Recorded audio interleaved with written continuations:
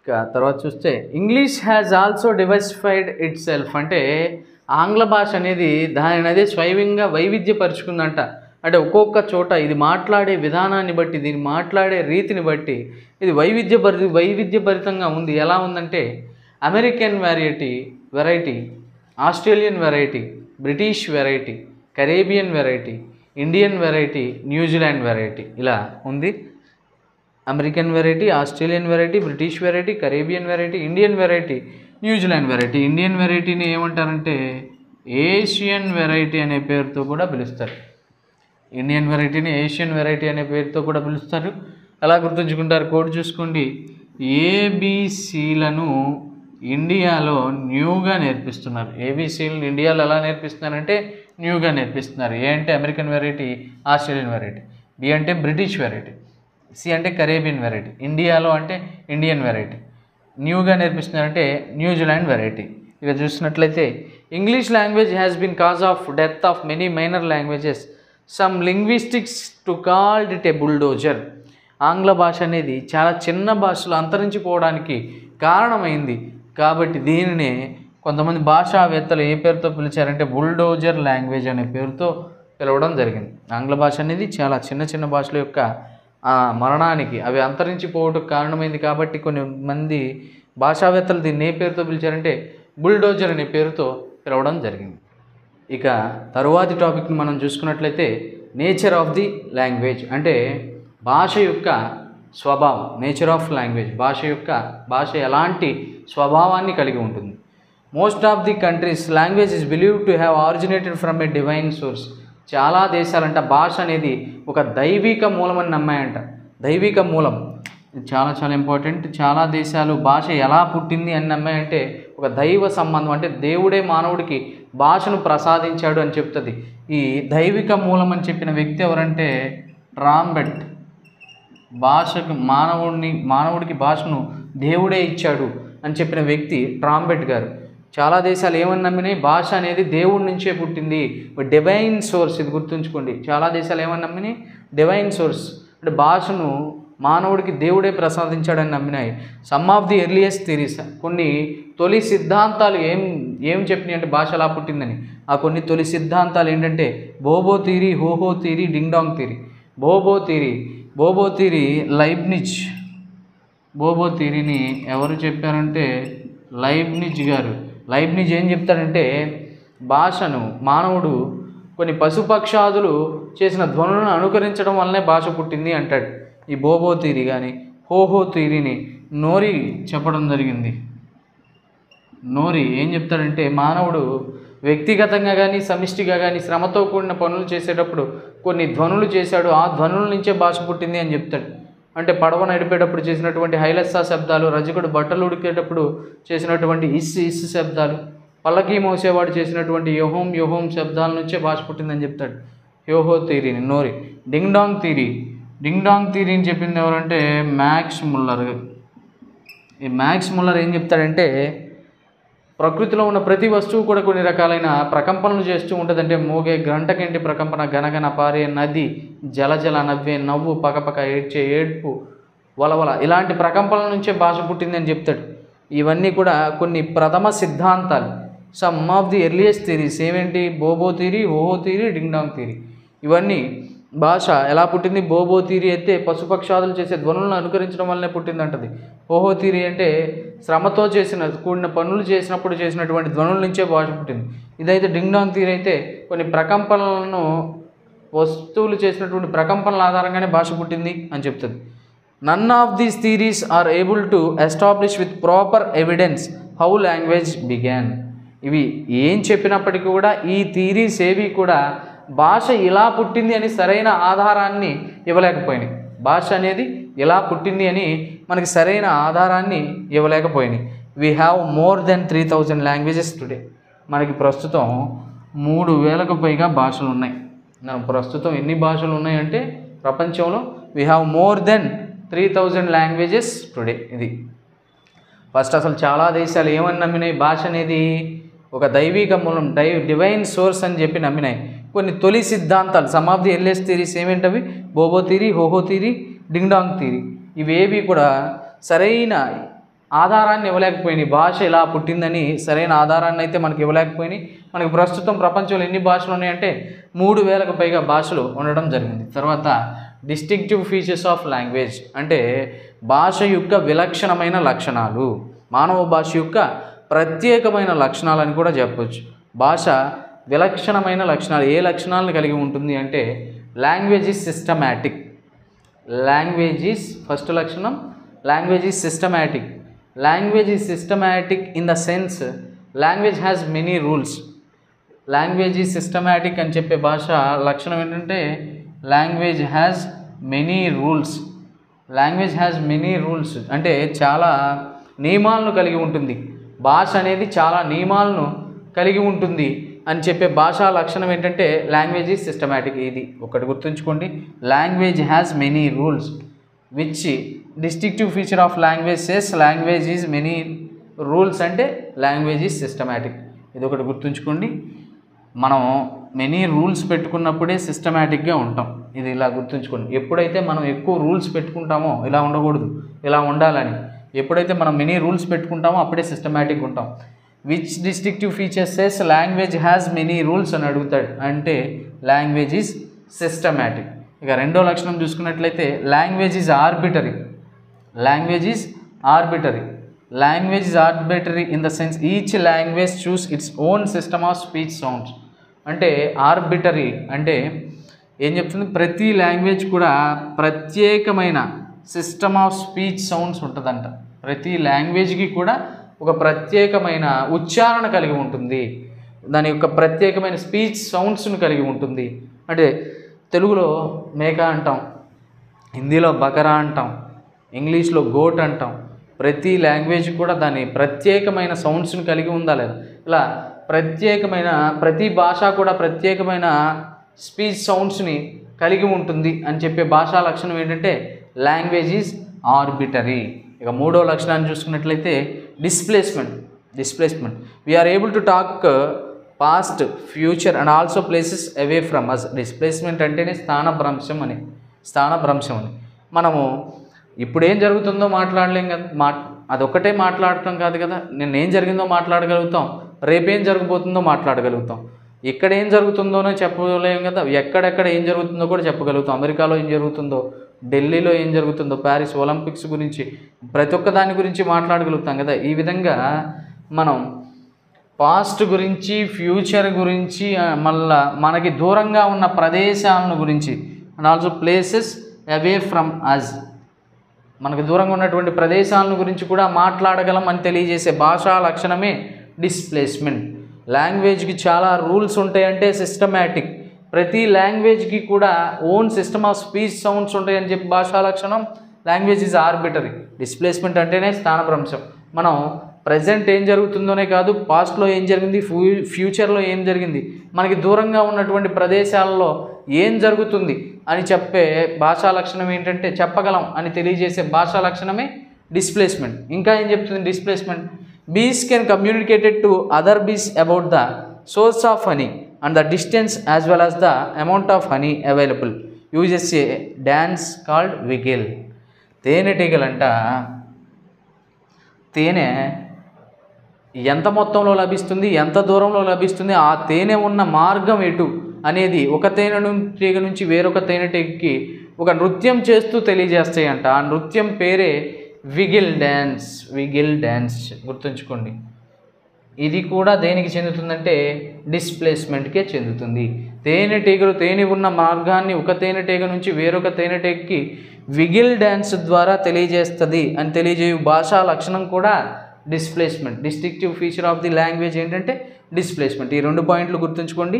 మనం ప్రజెంట్ ఏం జరుగుతుందోనే కాదు, పాస్ట్లో ఏం జరిగిందో, ఫ్యూచర్లో ఏం జరిగిందో, మనకి దూరంగా ఉన్నటువంటి ప్రదేశాల గురించి కూడా మాట్లాడగలం అని తెలియజేయు భాషా లక్షణమే డిస్ప్లేస్మెంట్. అదేవిధంగా బీస్ తేనెటీగలు తేనె ఉన్న మార్గాన్ని ఇంకొక తేనెటీగకు ప్రత్యేకమైన నృత్యం ద్వారా తెలియజేస్తాయి. ఆ డ్యాన్స్ పేరే విగిల్ డ్యాన్స్ ద్వారా తెలియజేస్తాయి అని తెలియజేయు భాషా లక్షణం కూడా ఏంటంటే డిస్ప్లేస్మెంట్. తర్వాతి భాషా లక్షణం లాంగ్వేజ్ ఈజ్ క్రియేటివ్. లాంగ్వేజ్ అంటే భాష సృజనాత్మకమైనది. ఏ విధంగా apes are set to possess creativity to a limited extent. అంటే కోతులంట కొద్ది మొత్తంలో ఈ సృజనాత్మకతను కలిగి ఉంటాయంట. కోతులు కొద్ది మొత్తంలో, apes are said to possess creativity to a limited extent. కోతులు, ఏ జీవులు కొద్ది మొత్తంలో సృజనాత్మకతను కలిగి ఉంటాయంటే కోతులు. ఇవి చూడండి ఒకసారి. Language is systematic. Language is systematic అంటే లాంగ్వేజ్ హ్యాస్ మెనీ రూల్స్. మనం మెనీ రూల్స్ పెట్టుకున్నప్పుడే సిస్టమాటిక్గా ఉంటాం. Language is arbitrary. Each language chooses its own system of speech sound. ప్రతి భాష కూడా ప్రత్యేకమైన ఉచ్చారణ కలిగి ఉంటుంది. System of speech sounds. Language is arbitrary. Displacement, మనం we are able to talk past, future and also places away from us. మనం గతం గురించి మాట్లాడతాం, తర్వాత భవిష్యత్తు గురించి మాట్లాడతాం, మళ్ళీ మనకి దూరంగా ఉన్నటువంటి ప్రదేశాల గురించి కూడా మాట్లాడగలం తెలియజేయ భాషా లక్షణమే డిస్ప్లేస్మెంట్. అదేవిధంగా డిస్ప్లేస్మెంట్ ఈ లక్షణాన్ని కలిగి ఉండే జీవులు ఏంటంటే బీస్. బీస్ తేనె ఉన్న మార్గాన్ని మరొక తేనెటీగకు ప్రత్యేక నృత్యం ద్వారా తెలియజేస్తాయి. ఆ నృత్యం పేరు ఏంటంటే విగిల్ డ్యాన్స్. ఈ విగిల్ డ్యాన్స్ ఇది కూడా ఏ లక్షణానికి చెందుతుందంటే డిస్ప్లేస్మెంట్. లాంగ్వేజ్ ఈజ్ క్రియేటివ్ అంటే భాష సృజనాత్మకతమైనది. ఈ కోతులు, apes are said to possess creativity to a limited extent. కోతులు కొద్ది మొత్తంలో సృజనాత్మకతను కలిగి ఉంటాయి. ఇక భాష యొక్క తరువాతి విలక్షణమైన లక్షణం ఏంటంటే language exhibits redundancy. Language exhibits redundancy అంటే రిడెండెన్సీ అంటే ఏంటంటే పూర్వస్థితిని కలిగి ఉంటుంది. పూర్వస్థితిని కలిగి ఉండడాన్ని రిడెండెన్సీ అంటారు. This means that language repeats it self and language not boring. Language redundancy అంటే ఏంటంటే లాంగ్వేజ్ రిపీట్ అవుతుంది కానీ బోర్ కొట్టదు. అదే లాంగ్వేజ్ రిపీట్ అవుతుంది కానీ మనకి బోర్ కొట్టదు. చూసుకోండి, మనం భాషలో ఏముంటాయి, కొత్తగా ఏముండవు. తిన్నావా, పడుకున్నావా, ఏం చేస్తున్నావు, ఎక్కడున్నావు, ఇవే మాటలు రిపీట్ అవుతూ ఉంటాయి.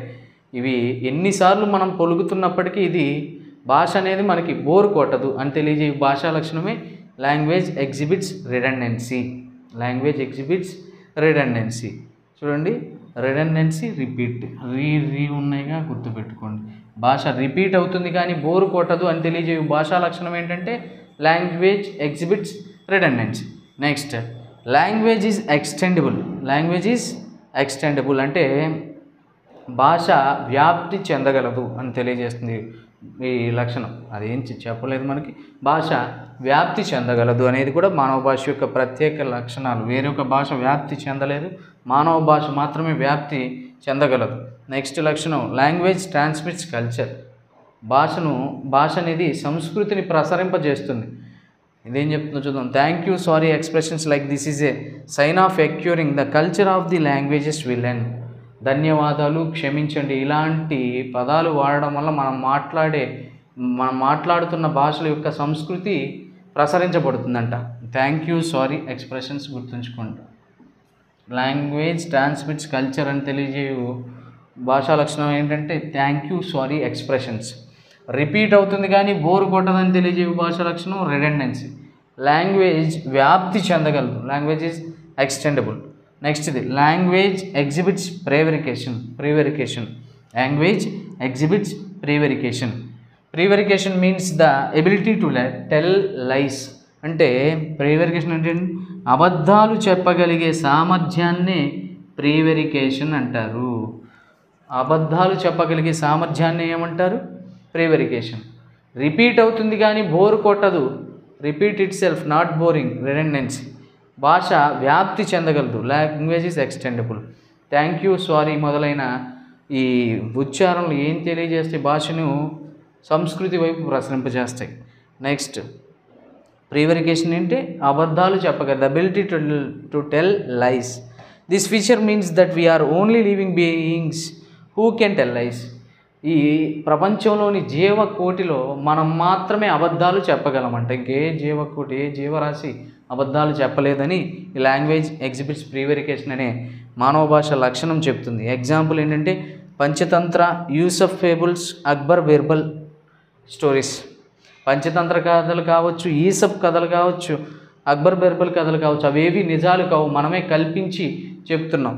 పంచతంత్ర కథలు, యూసఫ్ ఫేబుల్స్, అక్బర్ బీర్బల్ కథలు దేనికి చెందుతాయి అంటే ప్రీవెరికేషన్. ప్రీవెరికేషన్ అంటేనే ఏం చెప్పాం? అబద్ధాలు చెప్పగలిగే సామర్థ్యాన్ని ప్రీవెరికేషన్ అన్నాం. ప్రపంచంలోని జీవకోటిలో అబద్ధాలు చెప్పగలిగేది ఎవడు? మానవుడు మాత్రమే. ఏవేవి ప్రీవరికేషన్కి ఉదాహరణలు అంటే పంచతంత్ర, ఈసప్ ఫేబుల్స్, అక్బర్ బీర్బల్. పంచతంత్ర కథలు అన్ని జంతువులకు సంబంధించిన కథలు. ఆ ముసలు అలా చేసింది, ఈ కోతి ఇలా చేసింది, అవేవి నిజాలు కాదు, మనమే అబద్ధాలు కల్పించి రాసుకున్నాం. Next Aesop fables. ఈసప్ కథలు కూడా అలాంటివే, పంచతంత్ర కథలు లాంటివి. ఇవి గ్రీకు పురాణ కథలు, మనకి 3వ తరగతి తెలుగు వాచకంలో ఉన్నాయి. ఇవి 2500 సంవత్సరాల చరిత్ర ఉంది ఈసప్ కథలకి. ఇవి గ్రీకు పురాణ కథలు. ఇవి ప్రపంచంలోని అన్ని భాషల్లోకి అనువదించబడ్డాయి. నెక్స్ట్ అక్బర్ బీర్బల్ కథలు కూడా అబద్ధాలని మనం నిజాలుగా కల్పించి రాస్తున్నాం. అబద్ధాలు చెప్పగలిగే సామర్థ్యమే ప్రీవెరికేషన్. మానవుడు మాత్రమే అబద్ధాలు చెప్పగలడు. ఏవేవి ప్రీవెరికేషన్ కిందకు వస్తాయంటే పంచతంత్ర, ఈసప్ ఫేబుల్స్, అక్బర్ బీర్బల్ కథలు. Next English uses Roman script. చాలా చాలా ఇంపార్టెంట్, గుర్తుంచుకోండి. ఈ ఆంగ్లం అనేది రోమన్ లిపిని కలిగి ఉంటుంది. ఇంగ్లీష్ ఏ లిపిని ఉపయోగిస్తుందంటే రోమన్ స్క్రిప్ట్. ఏ భాషా కుటుంబానికి చెందిందంటే ఇండో యూరోపియన్. ఏ బ్రాంచ్కి చెందిందంటే ఇంగ్లీష్ అది జర్మేనిక్ బ్రాంచ్. ఏ స్క్రిప్ట్ని కలిగి ఉందంటే రోమన్ స్క్రిప్ట్ని కలిగి ఉంది. ఇవి దీంతో డిస్టింక్టివ్ ఫీచర్స్ ఆఫ్ లాంగ్వేజ్ అనే టాపిక్ పూర్తయింది. మళ్ళీ ఇంకొకసారి చూడండి. లాంగ్వేజ్ ఎగ్జిబిట్స్ రిడెండెన్సీ అంటే ఈ లక్షణం ఏం తెలియజేస్తుంది? భాష అనేది రిపీట్ అవుతుంది కానీ బోర్ కొట్టదు. Redundancy, repeat. భాష అనేది పరివ్యాపించగలదు. Language transmits culture. దీని గురించి తెలియజేయు పదాలేంటి? థ్యాంక్ యూ, సారీ అనే పదాలు మనం మాట్లాడే భాష యొక్క సంస్కృతిని ప్రసరింపజేస్తాయి. Language exhibits prevarication. ప్రీవెరికేషన్ అంటే ద ఎబిలిటీ టు టెల్ లైస్, అబద్ధాలు చెప్పగలిగే సామర్థ్యం. ఈ జీవకోటిలో మానవుడు మాత్రమే అబద్ధాలు చెప్పగలవు.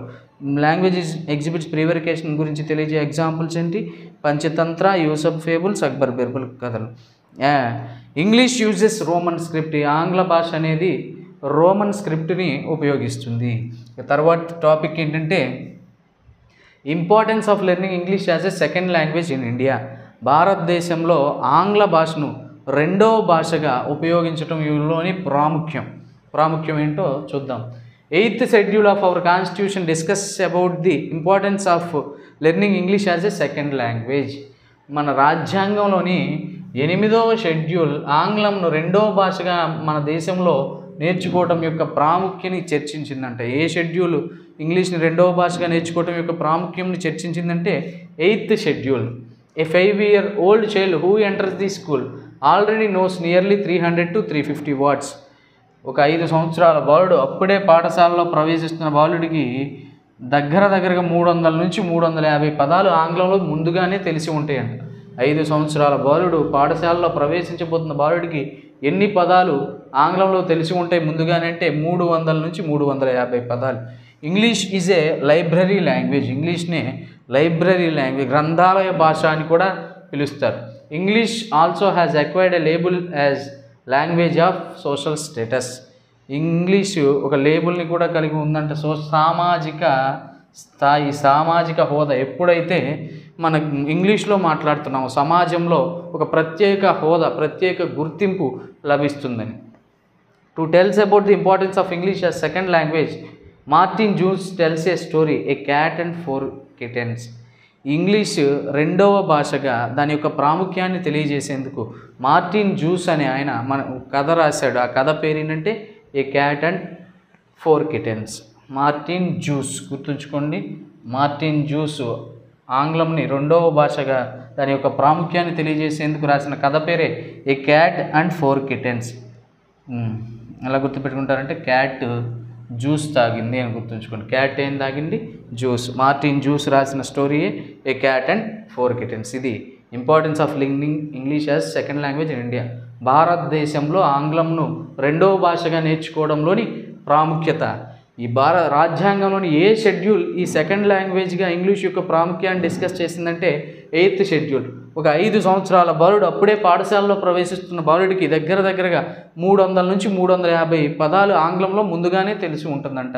ఇంగ్లీష్నే గ్రంథాలయ భాష, లైబ్రరీ లాంగ్వేజ్ అని కూడా పిలుస్తారు. మనం ఇంతకుముందే చెప్పుకున్నాం. ఇది చాలా భాషలు అంతరించిపోవడానికి కారణమైంది కాబట్టి ఇంగ్లీష్ని బుల్డోజర్ లాంగ్వేజ్ అని కూడా పిలిచారు. దీన్ని లింక్ లాంగ్వేజ్ అని కూడా పిలుస్తారు. English also has acquired label as second language of social status. English ఒక లేబుల్ని కలిగి ఉంది. ఎప్పుడైతే ఆంగ్లంలో మాట్లాడుతున్నామో మనకి సమాజంలో ఒక గుర్తింపు, సామాజిక గుర్తింపు వస్తుంది. ఈ ఇంగ్లీష్ రెండవ భాషగా భారతదేశంలో దాని యొక్క ప్రాముఖ్యాన్ని తెలియజేసేందుకు మార్టిన్ జ్యూస్ ఒక కథను రాశాడు. ఆ కథ పేరే a cat and 4 kittens. Cat juice తాగిందని గుర్తుంచుకోండి.